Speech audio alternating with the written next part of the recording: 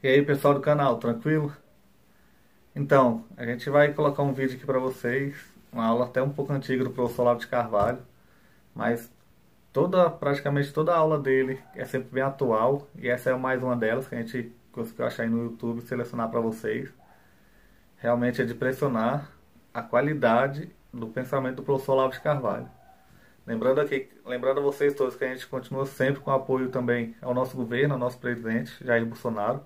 Nada mudou desde a eleição, antes da eleição, quando a gente veio fazendo campanha. Ainda continuaremos apoiando até o fim, que eu creio que vai ser só em 2026. E sempre também estaremos aqui para apoiar o grande professor e filósofo Olavo de Carvalho. Então, quem puder, falando em apoio, apoiar nosso canal, também ser membro aqui do canal, para ajudar a gente a crescer, ajudar a gente a manter o canal. Isso é muito importante. Valeu? Segue a gente nas redes sociais, estão todos aqui na descrição do vídeo. Também está aqui as redes sociais do professor Olavo de Carvalho, pelo menos a maioria. E também o link do Instagram e do canal do nosso presidente Jair Bolsonaro. Tranquilo? Tamo junto aí. Forte abraço. Ótima semana a vocês. Estamos na luta. Muito bem, o que eu estava dizendo é que existe a possibilidade, a gente deve considerar a possibilidade de a sociedade brasileira padecer de uma espécie de malformação cultural crônica que o presente estado de coisa apenas agrava, tá certo? E pode agravar a tal ponto que não só você não consiga se livrar mais da situação atual, mas talvez você não consiga correr. Nós corremos. Quer dizer, uma pista é dada pela minha amiga Maggie, que disse: o problema dos brasileiros é que eles não absorveram os 10 mandamentos. Eu digo, mas, peraí, eles não absorveram os 10 eles não absorveram o princípio de identidade, né, nem o código de Hammurabi, nem coisíssima nenhuma. Quer dizer, simplesmente não há princípios, é uma sociedade sem princípios. E onde você não tem princípios comuns, o diálogo se torna impossível. Porque até para você divergir de uma pessoa, você precisa entender o que ela pensa, saber aqui qual é o quadro de referências dela. E no Brasil isso não existe. Então surgem quadros de referência locais ou individuais, quer dizer, é um grupinho, né, e o grupinho, as ideias daquele grupinho são, por sujeito, a referência universal, a única que ele tem. E daí que surgem tipos exóticos como esse Júlio Lemos, por exemplo, que aquele círculo profissional dele, para ele é o universo. E ele acha que está por cima da carne seca, né? Outro, então, foi educado, sei lá, ele foi educado no espiritismo, então para ele o espiritismo é a referência universal. Ele não sabe que as outras pessoas não sabem nada do espiritismo, só ele sabe, tá, né? Então cada um fica falando com ele mesmo, achando que, né, tá aquele negócio da rádio Pernambuco falando para o mundo, né? Na verdade não tem nem ninguém, nem em Pernambuco com o rádio ligado. Então, vamos dizer, essa fragmentação da discussão pública, onde você aparece então milhões de referências grupais intraduzíveis, num ambiente total desentendimento, uma conversa de hospício, uma coisa de louco, isso é a situação atual. E é claro que pessoas que estão assim confusas jamais conseguirão reagir a um agravamento da situação. Se já não conseguiam reagir à situação antes, como é que vão reagir ao agravamento da situação? Então o negócio vai ficando cada vez mais dramático. E foi justamente pensando nisso que eu imaginei se não seria possível formar uma nova geração de intelectuais que tivesse uma visão de princípios universais e pudessem dialogar uns com os outros, pudessem conversar racionalmente e pelo menos descrever e entender o que está acontecendo. O que no presente momento parece impossível, né? Você vê que mesmo pessoas inteligentes, elas não têm essas referências. E elas se apegam então à referência grupal. O discurso do general Paulo Chagas é característico disso. A única referência dele é o que ele conversa com os outros oficiais das Forças Armadas. Não tem diálogo fora, tá entendendo? E não entende o que os outros estão falando fora. Então, o milico não entende o outro, o cara do espiritismo não entende que não é espírita, o cara que está sei lá, eu pertenço aqui à igreja evangélica de Vila Nhocuné, eles pensam que aquilo ali é tudo, tá entendendo? Então, simplesmente o diálogo se fragmentou. E aí você não tem a menor esperança de um entendimento racional das coisas. E o que é que determina, vamos dizer, a vigência de determinados princípios que são comuns e que servem de ponto de referência para o debate? A intelectualidade. É só quando os intelectuais, eles se entendem uns aos outros, sabem do que o outro está falando, é que o resto da sociedade pode passar também a saber do que o outro está falando. se você pensar bem, vamos dizer, nem a Igreja Católica desempenha mais essa função no Brasil, porque ela também se fragmentou. Né? E você tem ali, você tem grupos de teologia da libertação, grupos que pertencem ao Santo Daime, outro que é da Sociedade de São Pio X, né? Outro sede vacantista, não sei o quê, cada um com o seu grupinho, e não entendendo o que o outro está falando. Então não dá nem mesmo para você criar uma polêmica decente. Você começa a argumentar, mas você não entende o argumento do outro. No fim, você acaba xingando o cara e voltando para casa. Esse é o máximo que vai dar. Então, a gente acompanha, no tempo do Orkut eu comecei a acompanhar, e eu li aquela vez e falava, mas isso aqui é o caos total. Ninguém entende o que o outro está falando. Você não tem a referência comum. Ora, quando você vive por algum tempo numa outra sociedade americana, por exemplo, aqui os princípios comuns são óbvios, evidentes e conhecidos de todo mundo. Todo mundo conhece a Constituição americana, todo mundo conhece os Founding Fathers. Claro, cada um interpreta do seu jeito, mas eles estão interpretando diferentemente a mesma coisa. Ao passo que no Brasil eles estão interpretando diferentemente coisas diferentes. E não sabem que são diferentes. Então, bom, se não formar uma nova intelectualidade que consiga ter um diálogo, vamos dizer, compreensível dentro dela, não haverá também para o resto da sociedade. Então, o problema da intelectualidade é um problema mais grave do Brasil. Se você ver bem, examinar a coisa bem, você vê que uma intelectualidade capaz de debater os problemas nacionais, ela quase chegou a se formar em duas ocasiões. Durante o Império, você vê aquele pessoal da última geração do Império, o pessoal que fundou a Academia Brasileira, eles se entendiam perfeitamente uns aos outros, aquela primeira geração. E depois, nos anos 30, quando vem no tempo do Getúlio Vargas, também você tem uma segunda subida da cultura nacional, onde todo mundo sabia do que todo mundo estava falando. Porque neguinho era um católico, era um comunista, era da UDN, todos sabiam e entendiam o que eu estava falando. E esse processo foi justamente o que terminou a partir do golpe de 64. Tá? No golpe de 64 cria o seguinte, ele elimina, né, o debate público, porque o centro do debate público era o parlamento, foi reduzido à condição de carimbador de decreto. O que quer que eles discutissem lá dentro não tinha a menor importância. O que os milicos conversavam era secreto, ninguém sabia, as decisões vinham prontas. E o pessoal da esquerda se fecha, vamos dizer, num diálogo interno. Você acompanha esse diálogo interno a partir do ano 64,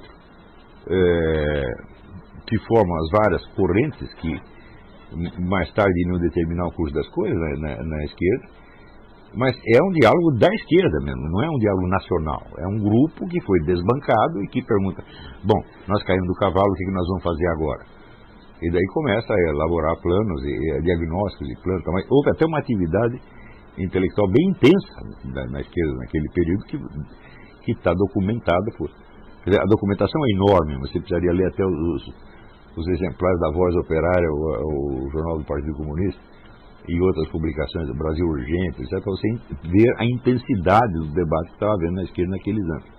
Mas era um debate só da esquerda, não era um debate nacional. Não era a esquerda debatendo com a direita ou com o centro, etc. Não, era só aquela turma discutindo com ela mesma e pensando nos seus interesses grupais acima de tudo. E o que aconteceu foi que esse pessoal subiu. Então, como eles tinham esse diálogo interno, esse virou o único diálogo possível. Então quer dizer que hoje em dia se entende como debate na esquerda, você juntar ali, por exemplo, a Mariana Chauí, o Vladimir Safatli, o Emir Sader, né, o Igor Fuser, e eles conversam da coisa deles. E eles acham que são o debate nacional. Ilusão que ainda é fortalecida pelo fato de que eles estão no poder. Então, como eles subiram no governo, então eles acham que eles falam em nome de toda a nação. É uma ilusão, não falam, mas se eles que são a corrente majoritária, que tem na mão todos os instrumentos de controle do processo educacional, das instituições culturais, se eles não são um debate nacional, muito menos o são os grupos divergentes de direita que estão aparecendo, que cada um só fala para si mesmo, tá certo? E não apenas não entende os outros, como tem horror dos outros. Né? Quer dizer, claro, se você Quanto menos você entende a situação, mais você fica com medo, e quanto mais você fica com medo, mais você tem que achar um culpado. Então a coisa mais fácil é você achar sempre um bode expiatório. E, evidentemente, discussões que não levam a nada são muito mais fáceis e convidativas do que discussões que levam a alguma coisa. Quer dizer, você pode xingar as pessoas. Que negócio daquela menina, eu vou xingar muito no Twitter, né? Mas pode xingar, não vai acontecer absolutamente nada, tá certo? Então as pessoas se dedicam a essa atividade precisamente porque nada vai sair dali, tá certo? Então você pode estar seguro de que tudo que você disser não vai ter a menor consequência, e isso sem dúvida é um estímulo para que você fale mais ainda. Não vai dar nada mesmo, então eu posso falar qualquer coisa. Então essa é a situação. Então é interessante você observar na história brasileira anterior, quer dizer, as deficiências da nossa formação e por que nunca chegou a existir, vamos dizer, um contexto de princípios que fundamentasse um diálogo público, tá certo? Para você poder adquirir uma régua com a qual você medir esse negócio, você precisa ter absorvido uma outra cultura qualquer para você poder um ponto de comparação, né? Então, mas por que isso não acontece? Isso não acontece porque no Brasil até as pessoas que saem do país para estudar no exterior, elas vão lá só para frequentar um determinado grupo profissional, que é o que lhes interessa. Então, se você disser quantos brasileiros, por exemplo, que estiveram na França nos últimos 30 anos, absorveram a cultura francesa? Praticamente ninguém. O cara só absorveu o que era do seu interesse profissional e do seu círculo. Então, o sujeito sai de anos no exterior, continua tão caipira quanto antes. Só que agora um caipira que fala francês. Não é isso? Então, e assim por dentro. Então, mesmo essa coisa do sujeito que sai para o exterior, né, que poderia ser um meio de fornecer às pessoas um ponto de vista mais abrangente para poder fazer a comparação, mesmo isso está falhando. Tá certo? Então, isso só deixaria de falhar, isso só daria uma chance se alguém saísse do Brasil com a intenção de falar, não, eu quero absorver esta cultura onde eu estou. Não só o que se fala hoje no meio universitário, quer dizer, o diálogo nacional, que nos países europeus e nos Estados Unidos ainda existe, né? Aqui as pessoas divergem, mas todo mundo sabe do que o outro está falando. Na Europa é a mesma coisa. Mas o brasileiro sai e ele não absorve isso, tá certo? Um dos motivos, a própria fragilidade mental do brasileiro ajuda nisso, porque numa sociedade todo mundo está inseguro, todo mundo está querendo se garantir.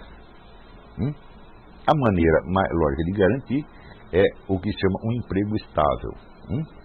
E não há outro emprego mais estável do que um emprego público, que vai garantir a sua carreira, o seu plano de carreira e a sua aposentadoria.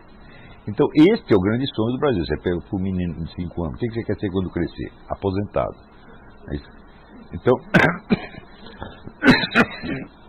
as pessoas vão estudar e até vão para a Europa, vão para os Estados Unidos, em busca disto, aquela maldita garantia do emprego. É só isso que estão querendo. Então, bom, o nego que está tão preocupado com isso, com a sua carreira, com o seu emprego, com a opinião dos seus colegas, tá? Ele não vai parar para absorver a cultura do país onde ele está. Quer dizer, não tem abertura suficiente para isso. É isso. Para você ter essa abertura, você precisa estar se sentindo à vontade. Para se sentir à vontade, você tem dois jeitos. Ou você é milionário ou você não liga para nada. Não é isso? Então,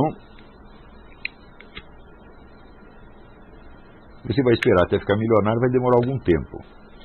Né? Então, eu sempre, há 50 anos, eu adoto a seguinte linha de conduta.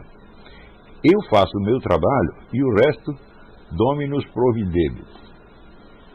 Deus vai botar dinheiro no meu bolso. Eu não tenho que fazer plano de carreira, não me preocupo com o dia de amanhã.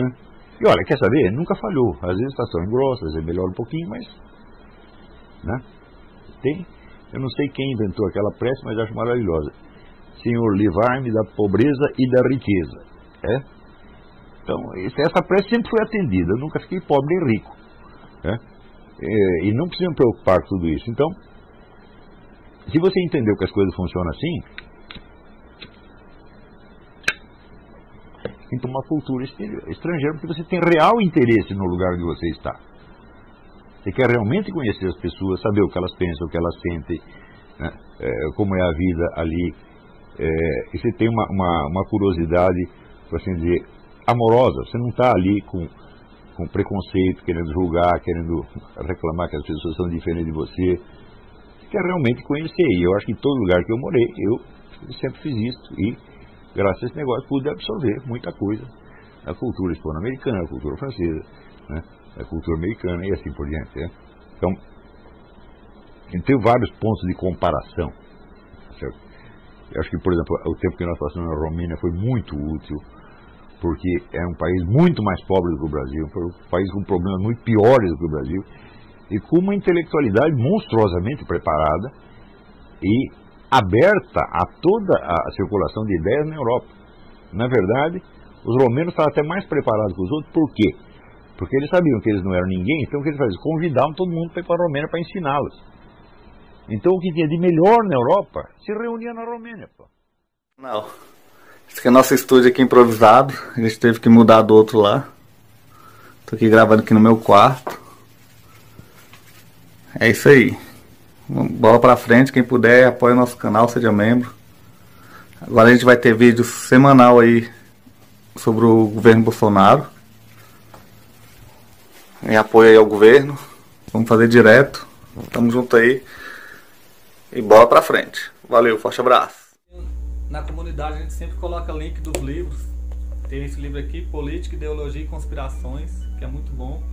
A Corrupção da Inteligência, de Flávio Gordon. Tudo tem lá os links. É da Amazon. Você pode comprar que o livro chega na sua casa. Dá essa força aí pra gente. Compra os livros com a gente. Beleza? Segue a gente no Instagram, no Twitter. E se inscreva aí no canal.